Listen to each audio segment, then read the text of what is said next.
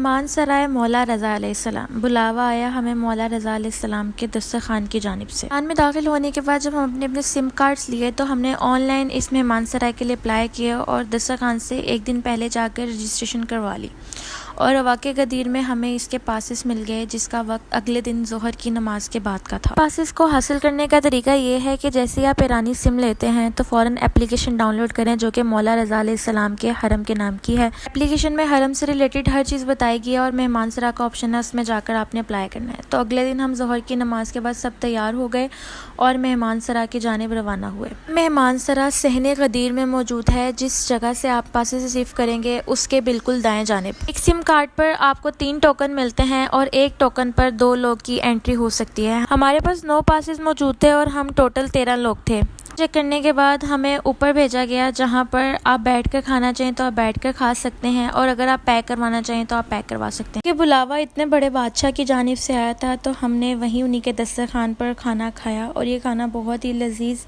बना हुआ था। आप इन क्लिप्स में देख सकते हैं कि हम कितने ज़्यादा खुश थे। हमारी खुशी का ठिकाना नहीं था कि मौला ने हमें मौका दे दिया और इतने सारे लोगों में हमें चुना जो कि यहाँ पर बैठकर मौला का दिया हुआ तबरुक खा सकें।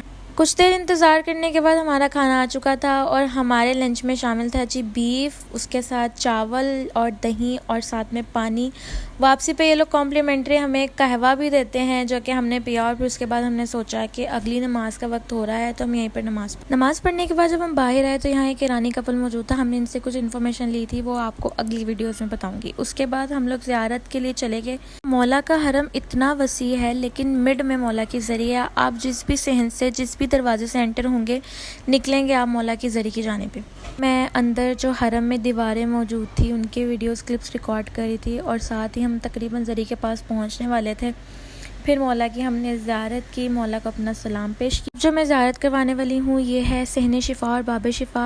गुंबद के बिल्कुल सामने ये हौज़ बनाया है जहाँ से पानी आता है और बहुत सारे लोग यहाँ से पानी पीकर शिफा लेकर जाते हैं और बेशक मौला शिफा देते हैं। हमें कुछ चीज़ें देखनी थी जिसके लिए हम लोग ईरान के बाज़ार की तरफ रवाना हो गए और ज़्यादा ही आगे निकल गए थे, जिसकी वजह से हमने फिर बस का सफ़र किया और हमें फिर भूख लग चुकी थी। वीडियो पसंद है कमेंट में ज़रूर बताइएगा। मेरे इस सफ़र का हिस्सा बने रहें, मुझे दुआ में याद रखें।